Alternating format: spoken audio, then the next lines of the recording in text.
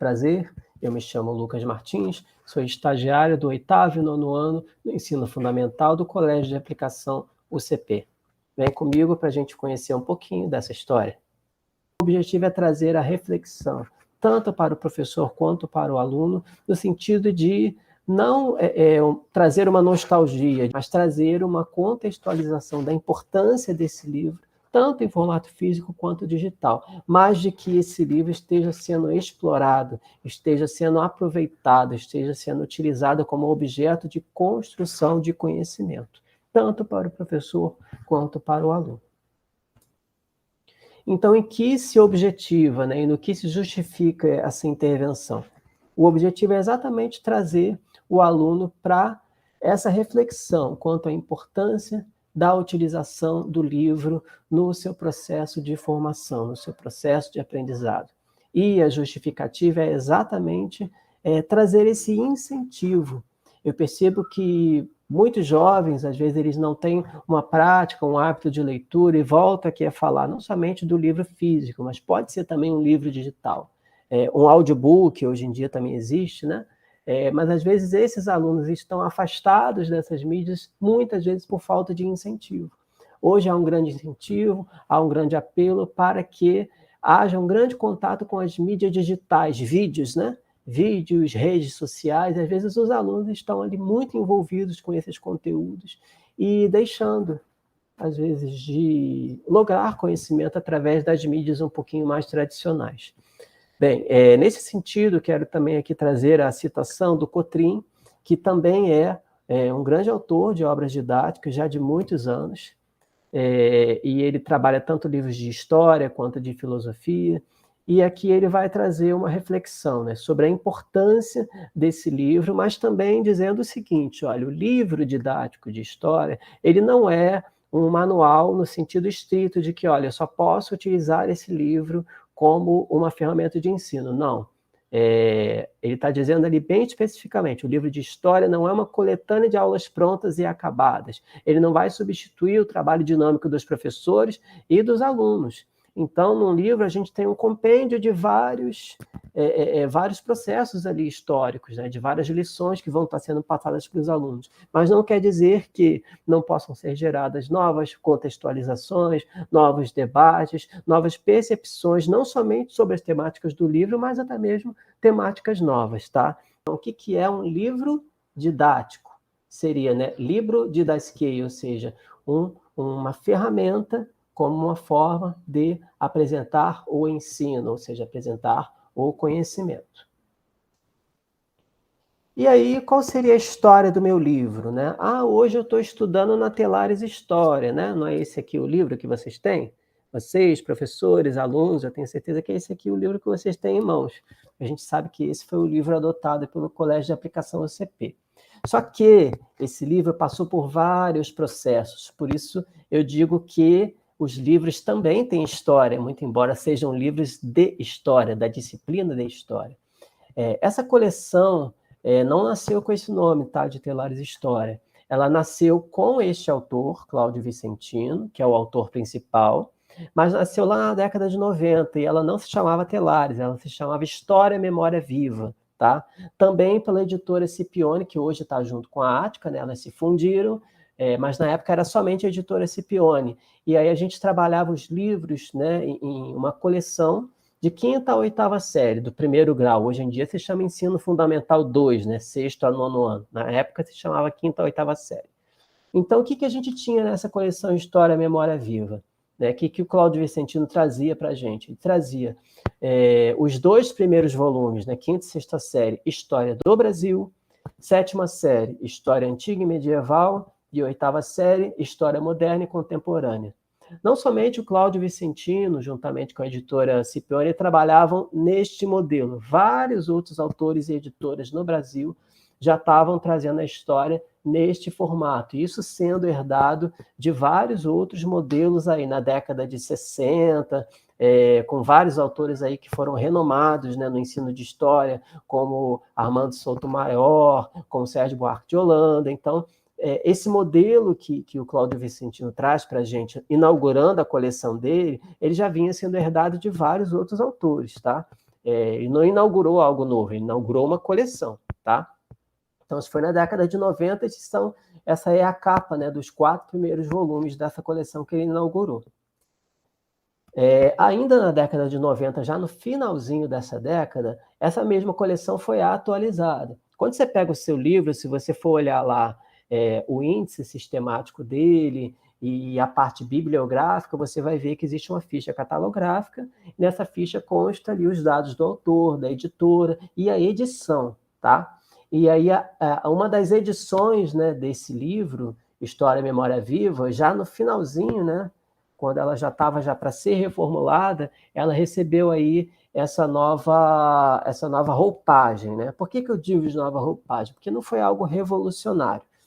Os conteúdos são os mesmos, a forma de abordar, as figuras, os textos, a grande maioria é a mesma coisa. Mudou a capa e mudou o formato. Os livros começaram a ser impressos num formato não somente de brochura, não mais, aliás, de brochura, mas de espiral. Para quê? Para trazer o aluno um conceito de caderno, né? Para aproximar o livro, o conceito livro do conceito caderno, né? As editoras, na época, acreditaram nessa proposta como uma forma de trazer um incentivo maior para o aluno, né? Um incentivo gráfico maior para o aluno. Então, essa aí foi a última atualização dessa coleção, Memória Viva, do Cláudio Vicentino.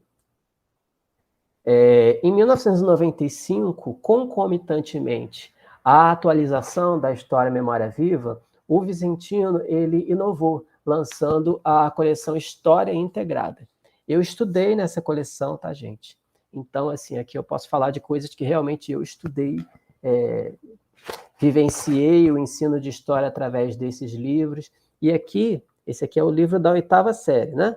Que hoje seria para vocês aí o 9º ano. Então, olha só como é que os livros eram impressos, formato espiral, vocês conseguem ver? Então, o livro de história, a proposta desse livro era ser algo semelhante a um caderno, para que o aluno se interessasse um pouquinho mais. E aqui, logo no verso dele, ele traz exatamente a explicação, o contexto histórico, a história desse livro. Então, o que ele está dizendo para a gente? Que essa era uma proposta de uma nova coleção que visaria integrar o ensino da história, originando da coleção Memória Viva, História Memória Viva, e trazendo uma proposta de história integrada. Vários autores seguiram nesse mesmo modelo e a coisa veio a se consolidar até hoje. Tanto que o ensino que vocês têm hoje, vocês professores, vocês alunos, é um ensino integrado. Você não tem mais história, quando eu digo ensino integrado, eu digo ensino integrado no nível mundo, história mundial. Alguns chamam de história global também. Então, você não tem a história do Brasil separada como era antes, como foi aí na década de 60, 70, 80, até o finalzinho da década de 90. Você vê o Brasil, hoje, diluído nos 4 volumes. Você pega, por exemplo, esse volume aqui, que eu estou apresentando para vocês, a 8ª série, e está trazendo temáticas não somente do Brasil, mas do mundo. A temática relacionada ao Brasil, nessa coleção, ela começa na 6ª série, o que seria hoje para vocês o 7º ano. É aqui que começa a falar do descobrimento do Brasil, a era das grandes navegações, etc. e tal, porque ele vai trazer a Idade Moderna. Então, hoje o que a gente tem na Telares vem sendo atualizado, conforme eu já falei, desde a coleção Memória Viva, mas o modelo da Telares obedece muito a esse modelo da história integrada, trazendo os conteúdos do Brasil diluídos na história mundo, ok? Já na década de 2000, a gente tem 2 novas coleções aí sendo lançadas pelo Vicentino. Atualizações da História Integrada. Esse projeto História Integrada ele não ficou no mercado durante muito tempo. Tá? Ele foi amplamente distribuído, tanto que alcançou a minha escola, mas ele não ficou no mercado durante muito tempo. Ele logo foi substituído pelo projeto Radix. A partir aí da história Mosaico, a gente já vê o mesmo modelo, vários textos sendo reapresentados, várias figuras, etc. e tal, mas já tem aí alguns textos também do José Bruno Vicentino, que inaugura essa parceria com o Cláudio Vicentino. Então, hoje nós temos a Telares História, né? Telares História é um projeto que foi aí inaugurado em 2018, é esse modelo aqui que vocês têm em mãos. Eu tenho certeza que esse modelo que eu apresento aqui é um pouquinho diferente, essas capas aí do 6º ao 9º ano são diferentes, porque esse aqui é o modelo que é apresentado para os alunos da escola pública. Então, ele tem um acabamento um pouquinho diferente do que esses que vocês têm na escola particular. A qualidade da impressão é um pouquinho diferente, ele não tem aquela borda protetora do lado, como o de vocês têm. A qualidade de impressão é um pouquinho inferior, tá? Mas isso é feito para que seja dado acesso a todos os alunos num padrão um pouquinho menor, né? Um padrão de qualidade de impressão um pouquinho menor, mas sem, contudo, deixar de dar acesso amplificado a todos os alunos, tá? Então, a grande revolução da Telares História, quando você compara com todos os outros anteriores, né, desde a História e Memória Viva, você vê uma qualidade maior de imagem, uma qualidade, uma grande carga de fotografias e de pinturas, um trabalho de leitura de imagem, o processo de avaliação é totalmente diferenciado, a gente tem a integração com o livro digital. Vocês que têm o livro físico, né, em mãos, vocês têm ali um código para poder estar acessando a página e aí estar acessando o livro digital. Então, você pode ver ali, já clicar nos links e ser direcionado para o conteúdo interativo, para os filmes, né? Então, tem, assim, essa coleção ela é muito revolucionária se a gente parar para pensar da onde ela surgiu, né? De como ela era apresentada e como ela vem sendo apresentada hoje. Então, ela tem uma carga enorme de conteúdo interativo e ela obedece, é importante colocar aqui, ela obedece os padrões da BNCC. O que é a BNCC? A Base Nacional Comum Curricular. Então, essa coleção já foi totalmente formulada para atender os parâmetros da educação nacional de acordo com essa base. Então, hoje ela está na primeira edição, né? Muito recente, né? Foi feita aí em 2018, e não sabemos aí se vai ter, né? Acredito que sim, que terá reformulações, né? Só não sei se vai ser mantida a coleção, ou se vai ser aí, de repente, transportada para uma outra coleção, enfim. Haja visto que está mais que provado aí pela história que esse autor ele veio se modificando, né, ao longo do tempo, mantendo parceria com editoras, né, ficou na Scipione durante muito tempo, agora está com a Ática, mas as coleções dele vieram se transformando ao longo do tempo. E aí, já que a gente está falando do autor, vamos falar um pouquinho, né, do mini currículo dele. Isso aí é apresentado logo na capa do livro, vocês podem ter acesso. Logo quando você abre o livro, você vê o mini currículo, né? Tanto do Cláudio Vicentino quanto do José Bruno Vicentino. Você vê que eles têm uma grande experiência, principalmente o Cláudio Vicentino, que já está aí há mais de 30 anos nesse mercado de livro didático.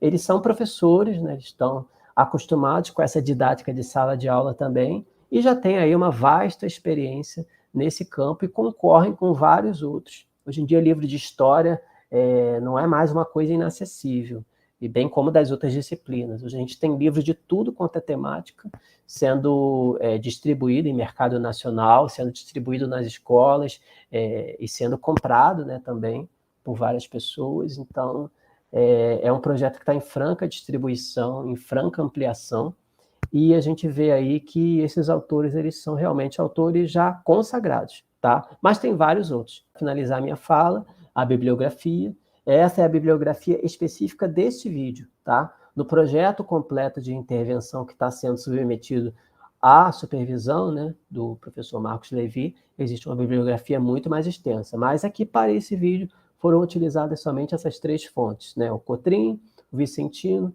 e a Marieta de Moraes Ferreira, juntamente com a Margarida Maria Dias de Oliveira, do Dicionário de Ensino de História. Olha, foi um prazer estar gravando esse vídeo, estar trazendo aí esses conhecimentos para vocês. Espero que seja de grande utilidade, tanto para quem ensina, quanto para quem aprende, e principalmente que o objetivo principal seja cumprido, que é trazer para o aluno esse incentivo pelos livros, que você, quando tiver acesso a esse livro, a esse conteúdo, você que é professor, você que é aluno, que você tenha um pouquinho mais de interesse pelos livros. Eu tenho certeza que isso vai te fazer muito bem, assim como faz a mim, ok? Foi um grande prazer e até a próxima.